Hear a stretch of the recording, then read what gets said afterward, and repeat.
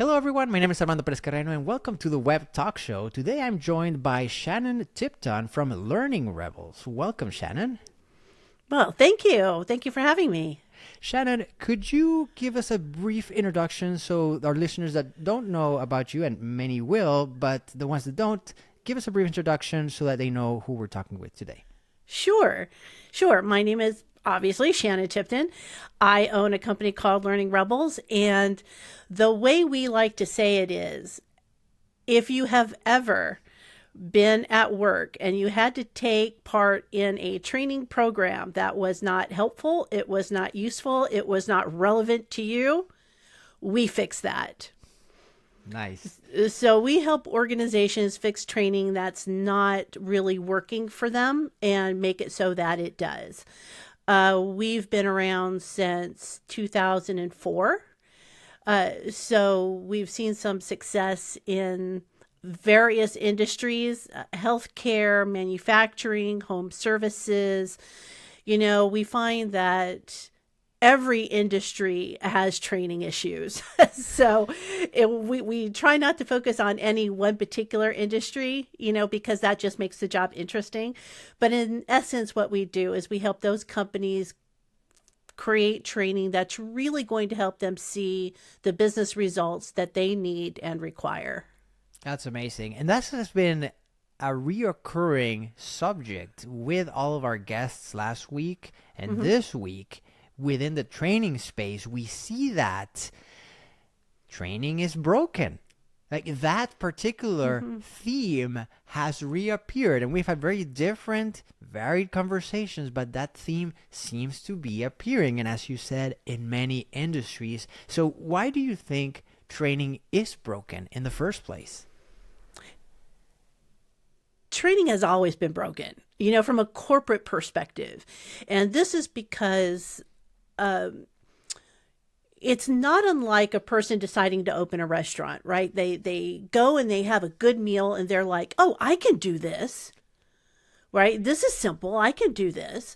And then, they fail spectacularly. And the same thing kind of happens when you talk about learning and development, is that you have many people in leadership positions and sometimes even in learning leadership roles who have been to school. And they say, well, I've been to school. I understand learning. I understand how learning works. And then they try to apply that university model into corporate training. And then they're, shocked and amazed that it fails. And that is simply because adults require different environments. We all learn the same, children, adults, etc. We all process information the same, etc. However, the environment that's required to do so is very different. And the foundation of that is also very different.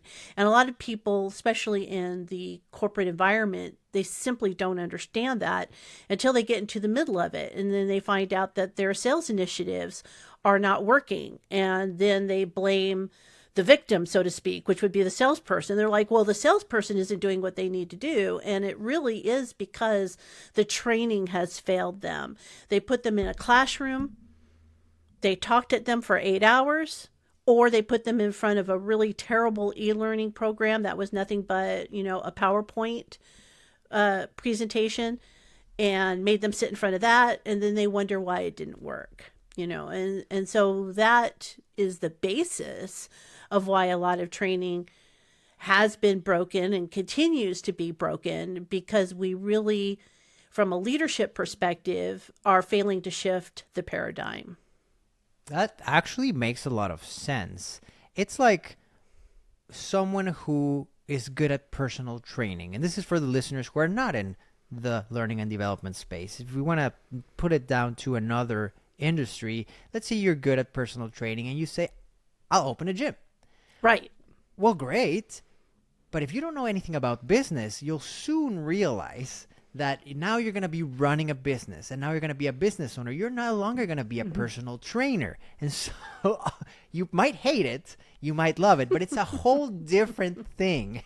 And so what you said, I think, makes absolutely perfect sense. Mm-hmm. And there are differences. So when you think about a person in learning leadership that is embedded within an organization versus somebody like myself, who is in the business of helping other businesses, there's a different perspective there. Now, there are a great many learning leaders who are doing it right within their organizations, and there are others who are a little bit more entrenched and could use a new dynamic when it comes to the training that they're putting out. And the frustration I know from corporate learning and development people is that they say, well, this is what my business wants.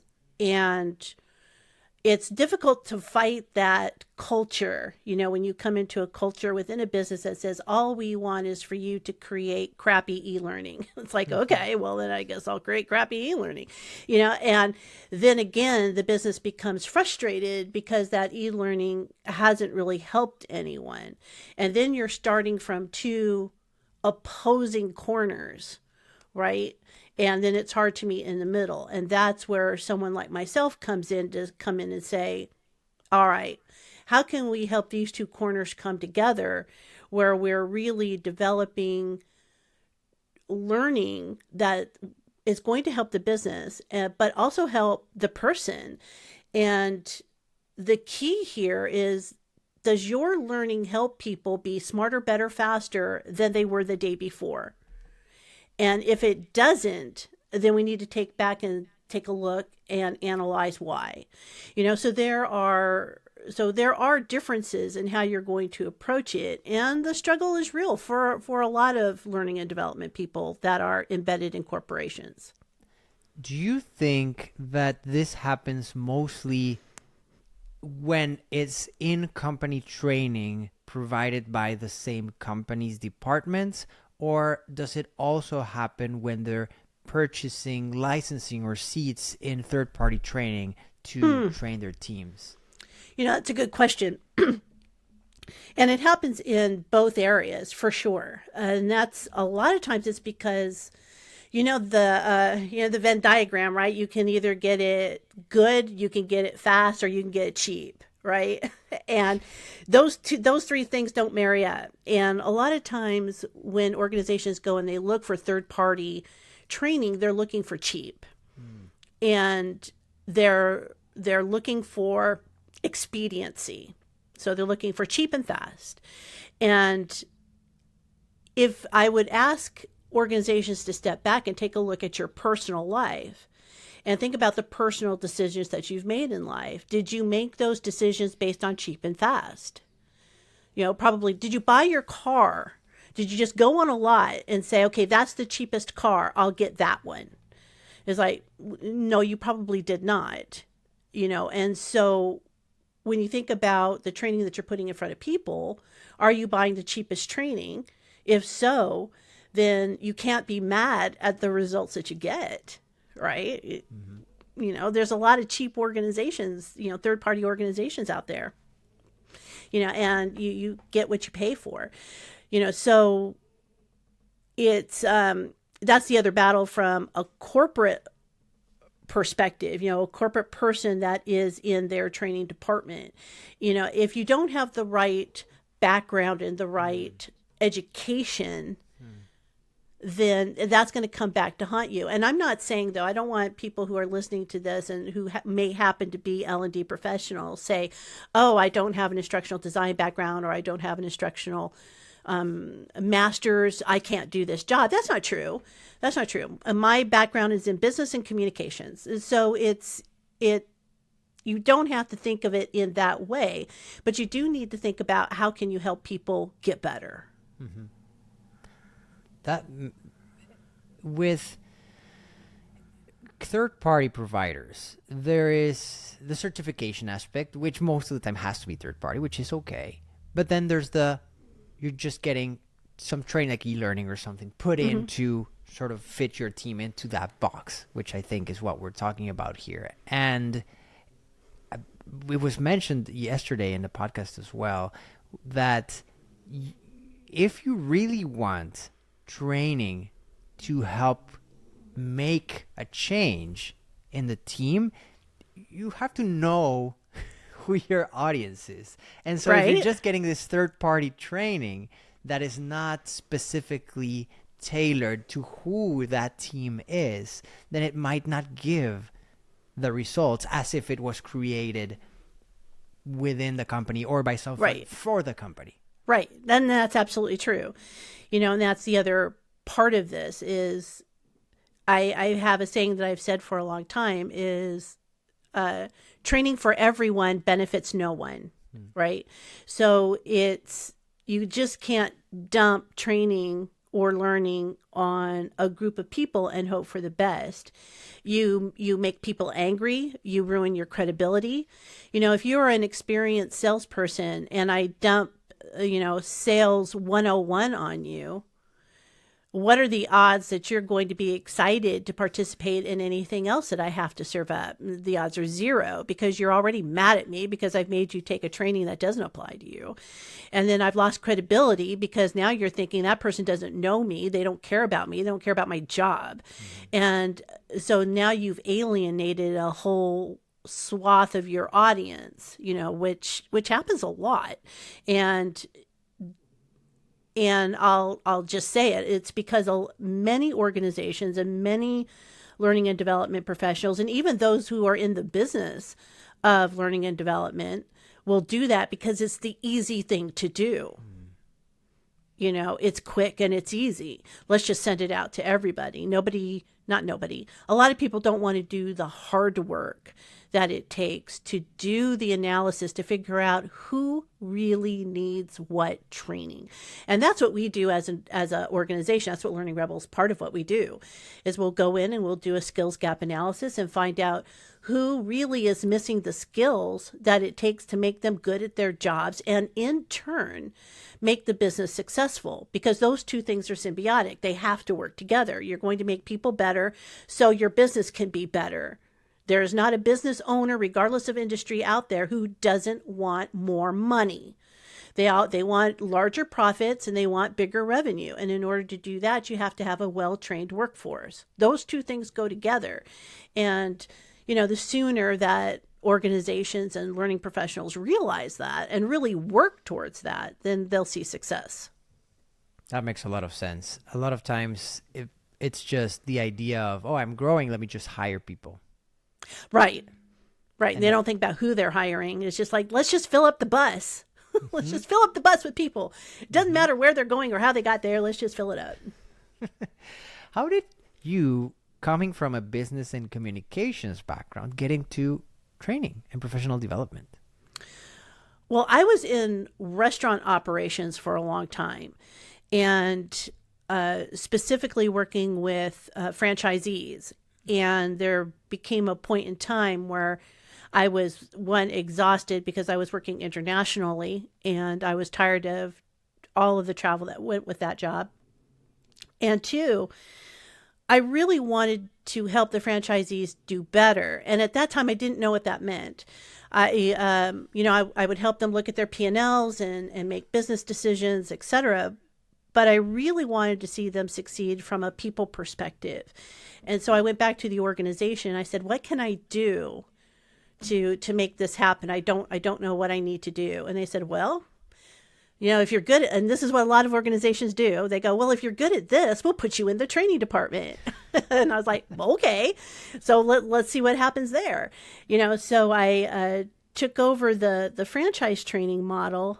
And I had no clue. I'll readily admit it here, and I've said it before, I had zero idea of what I was doing. And those were back in the days before the internet. And I'm old, but it's before the internet. So I had to do a lot of reading, a lot of talking to other people, a lot of conference going, because I really wanted to learn about what this was all about. And I had to find good coaches and good mentors. And so I dedicated myself to learning everything that I could learn about training in that moment in time.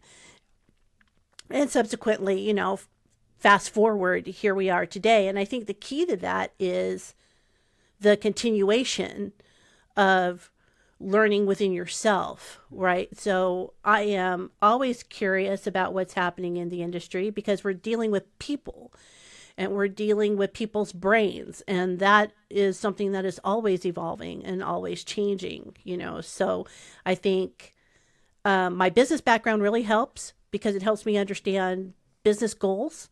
So when businesses are talking to me about what they hope to achieve, what sort of business results they're hoping to achieve through training, then I understand that. I speak that language. And I think that also makes me an important asset when it comes to my clients. Wow. And I believe, you may correct me if I'm wrong, but the difference was that you were curious and actually wanted to grow. So even though they put you in that learning position initially without knowing what you were getting in, you took what it, like, you actually pushed through because you were curious. Right. And I felt like I had a responsibility. And maybe that's because I was going from one leadership position to another.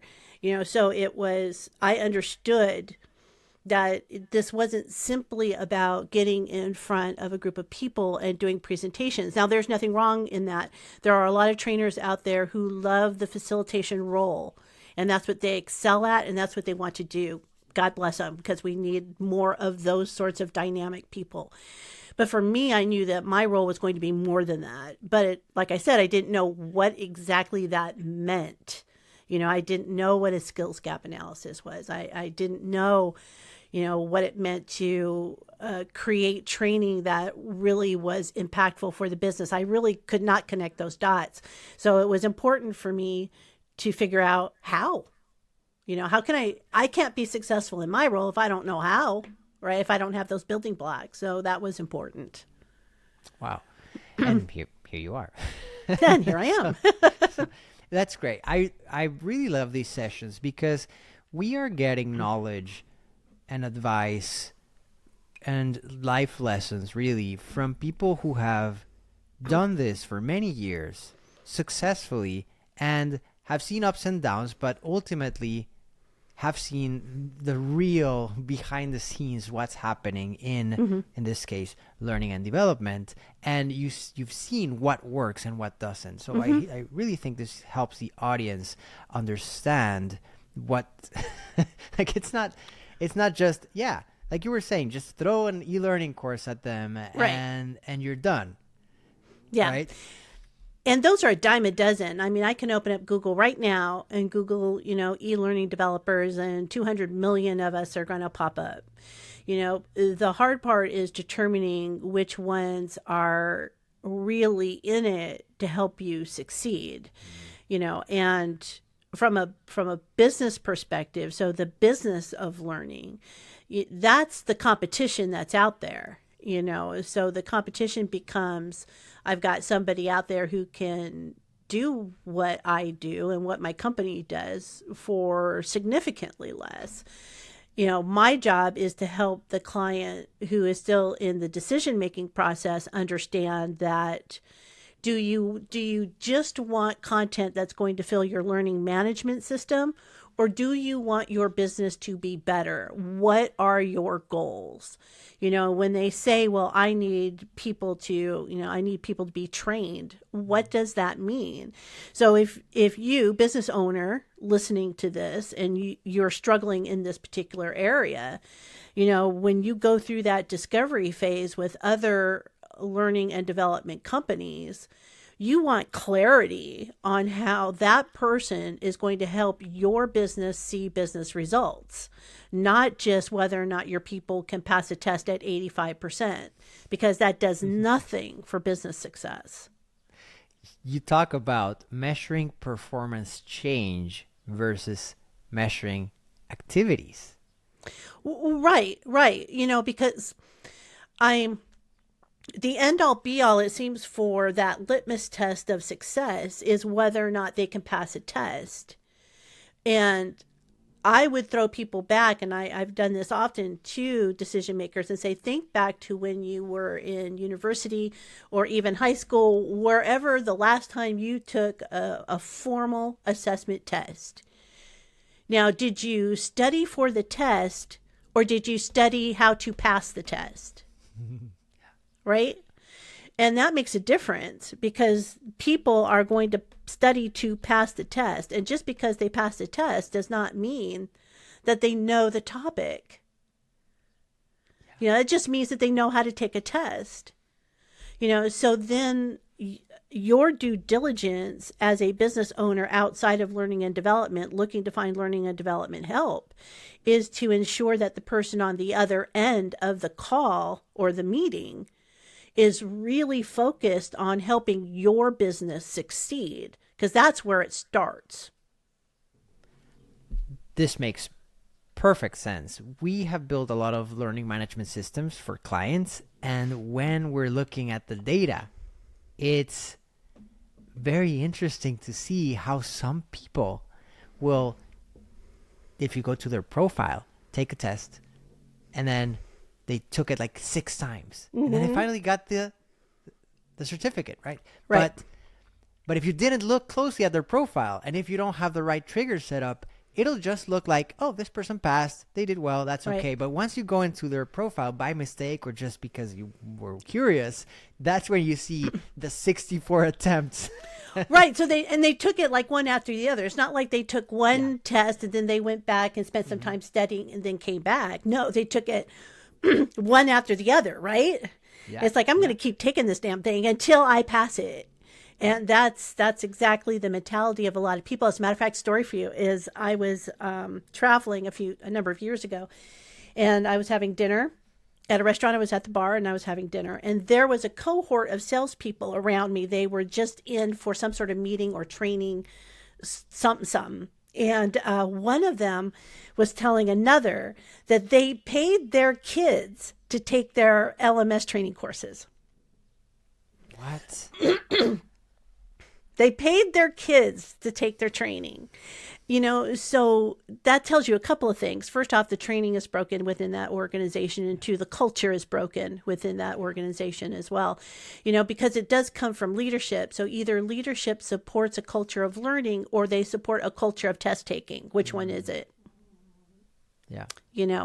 And either perspective is going to lead you down one road or the other, and then it's about holding up that mirror and saying, what part of the learning culture failure do I have here as a leader? What have I told my people? And clearly, someone's getting away with paying their children to take their, training classes, which I thought was interesting. I held my tongue. I didn't tell them what I did for a living, but I thought that was amusing. And yeah, well, at least the children maybe learn some skills for the future. Yeah, the children will grow up to be salespeople. What is your view on, in the e-learning space, restrictions to avoid this type of thing system-wise versus actual involvement and communication with the team to avoid it without having to just block off their possibility? Help me understand that question a little bit more. If you had to choose to stop that behavior, you put in some locks in the system, some barriers, versus actually talking with the team and building on that culture, what works? Right.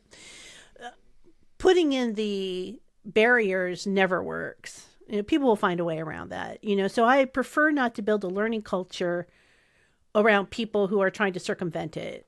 That's not who the audience is. You want to build a learning culture for the people who want to be there and want to participate, because that's what's going to make your organization rich, And again, that's a cultural dynamic. So that means those people who are looking to cheat the system, like this person, it wouldn't surprise me to find out that they were cheating the system in other ways. So then it becomes, what is the internal processes for this? So if it's okay for you to let them do this, if assuming that the sales leader knew about it, if you go ahead and let people do that, then what's the message that you're sending, right? But to further answer your question, I prefer to build for the people who want to learn, the people who want to be in it, the people who want to do better. I am not going to waste my time for the people who want to find ways around the rules. That's golden. And that applies to so many different industries. It's not just learning. We see it on platforms like Airbnb or Upwork, these platforms that are marketplaces that soon enough start tailoring the platform to the rule breakers. Right. And right. As a great regular example. user, you're like, what? I can't send them the person wants me to send them an email and I can't because I have to do it through it just because of the rule breakers. Right. Exactly. You know those tags on the blow dryers that say don't use this in the shower? It's because someone did.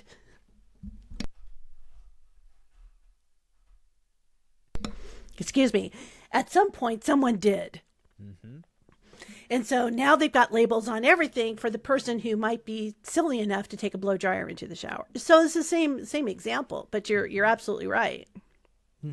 The car, when you pull down the visor and it has all the warning labels. Oh, right.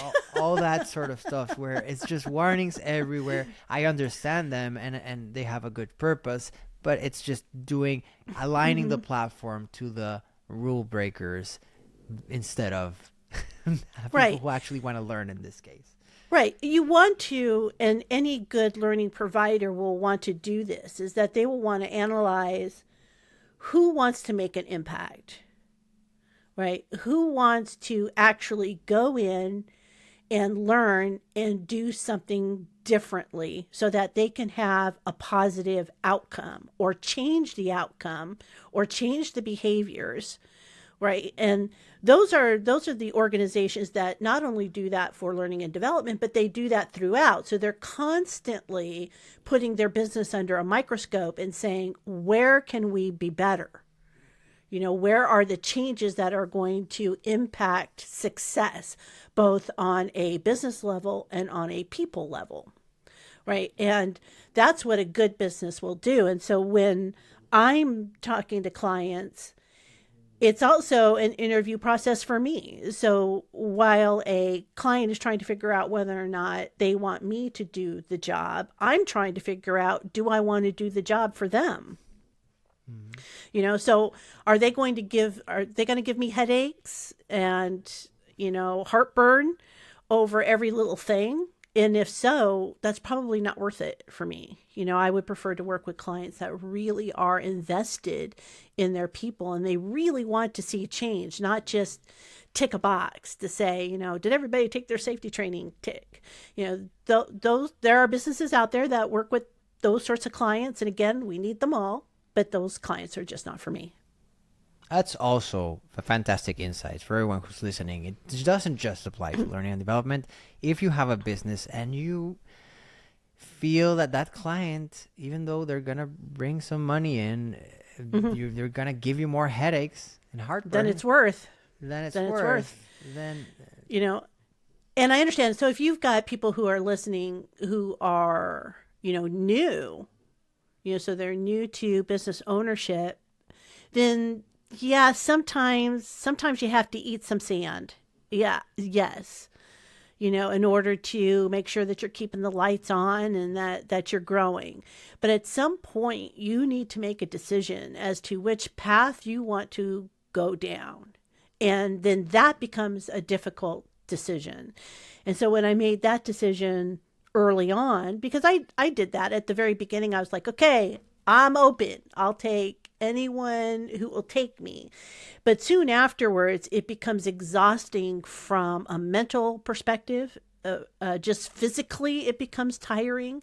So then you have to make that decision. I made that decision a couple of years in, and it was hard, you know, because it really forced me to take a look at my client base and really think about, and most businesses have this, right? You have a customer persona, right? Who is your client?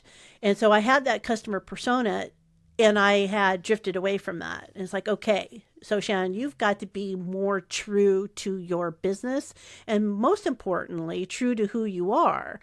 You only have a certain amount of years on this earth, and is this how you want to spend it?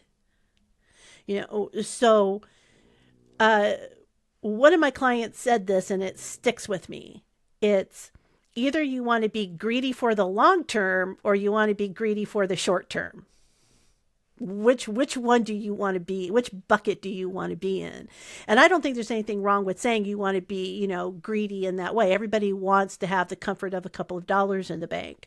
So for me, it's about being greedy in the long term. And I think for a lot of business owners, that's a delicate balance, and my advice is to really look inward, because like I said, you've got to wake up in the morning and you've got to be able to look yourself in the mirror and say, am I happy with what I'm doing? Am I making an impact? Or am I mentally tired and I haven't even gotten out of bed? Wow. That's deep. That's a very important thing to consider for everyone who's listening. You are completely right.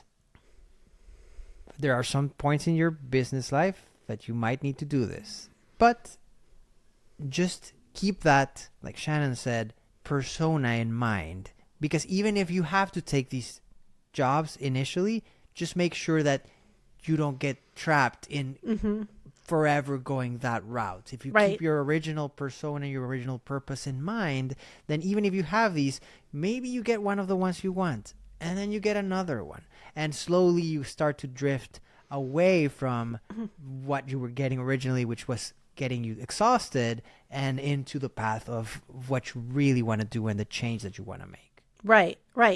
Because I truly believe, and this is why I got into this industry to begin with. I mean, you're not going to make $1 million being a learning and development professional. You're just not, unless you have a big agency, unless you're Deloitte or Accenture or something like that, but really the way that I think about this, and it's a little crude, but this is the way I think about it, is people don't come to work to suck. They don't come to work to fail.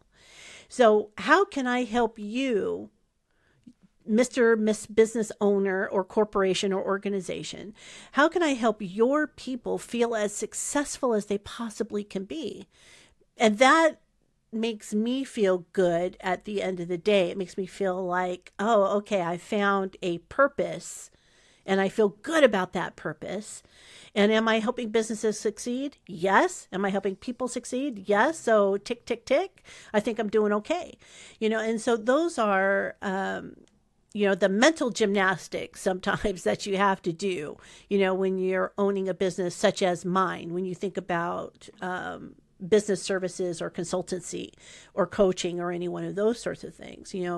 It's people will know whether or not you're in it for the right reasons, especially in my line of work. And as soon as they figure out that you're only in it to make $1 or you're in it to do it and get out, then those people, your clients and the people who work with your clients, they're going to be able to sniff that out. And so you might as well be true to yourself, because it's easier.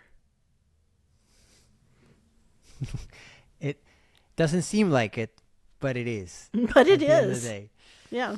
Why do you think creative problem solving is important as a skill? Oh, well, there's a good question. I'm a big believer in creative problem solving, and I've been to creative problem solving conferences and classes and that sort of thing, because you're not going to get rid of the problems of today with yesterday's thinking. So this means that if we're going to solve the problems of today, we have to think for tomorrow. And many times that's going to require a shift. And that shift isn't always apparent. And creative problem solving or creative thinking is something that requires help. And it might be help from somebody like myself, which we do help organizations in that way.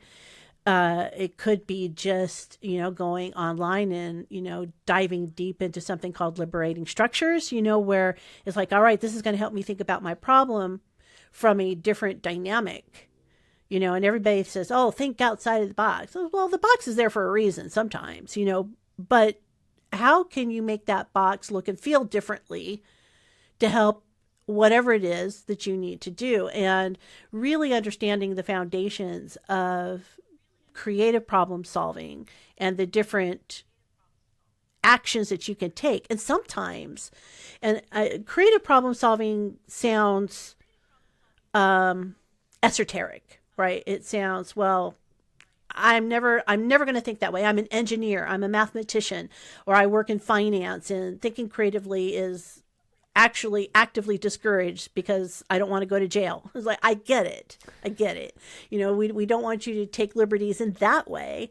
But sometimes it's simply, how can we work more collaboratively? And when we work collaboratively and across departments, then automatically creative ideas and creative methods come to light. So take that baby step of just reaching across departments. And you're going to find that you are automatically thinking in a different way. And there are some companies that do this very well. As far as I've heard, they promote that. So, and some countries specifically that do it as well, where there's that culture of, instead of just staying siloed in a department, they promote being in the same building and being able to collaborate with another department to get things done. Is that related? Well, absolutely. You want to figure out, where do you have synergy? There are departments out there have natural synergies, learning and development, marketing, natural synergies there. So you should be working together. Marketing and sales, a lot of times those are two completely different siloed off departments, yet why, I never understood, because those are two sides of the same coin. They should be working together, and then when you think about, well, where does finance play into this? Finance and IT should also, that's also, peanut butter and chocolate. They should be working together. Everyone really, when you think about any major initiative, whether it's, launching a new product or launching a new learning initiative, should have representation from the major departments within their steering committee or their, PAC group. You should always have that kind of representation, because you never know where the idea is going to come from that is suddenly going to be, yeah, that's the million idea. And you know what? It came from IT. Right? And so then when you think about creative problem solving, that's the beauty of it. Where you can get all of these people together and really take apart a problem and put it back together in a different way. We can play Picasso, with our problems and still come up with a interesting piece of art. Creative problem solving sounds so great when you explain it like that. Yet, I think most people haven't heard the term since they were in middle school. Right. And why is that? Well, I think schools beat the creativity out of kids nowadays, if you ask me. I maybe it's a hot opinion, and I don't blame the school system per se. The school system, they've got standardized testing. So they've got to teach to the test to make sure that the kids are out there and they're ready to read and write and do all the math things. And there's little time for things like art or music or theater, the things that make us think creatively when we are actually in the workforce. Those lessons carry over, and so you may be a director of operations or the director of sales or finance or IT. But if you think back to those times where you played as a team, right? You played football or baseball, or you were on the cheer team or what have you, and you were thinking about what are the different ways that we can score. There's creative problem solving. Anytime you watch football, there's creative problem solving in action in 3 hours. And it's the same thing with theater. something's always going to go wrong. So how do you work around it? And so I would encourage people to take those lessons. And even though they're not as apparent in school anymore, we still come across those sorts of activities in life, whether it's PTA or it's the Chamber of Commerce or just your college friends coming together for pool night. There are still those sorts of activities where if we sit back and we look at it with a different eyeball, then we're going to see, oh, that was dynamic. That was a dynamic conversation. How can I now apply that when I get back to work?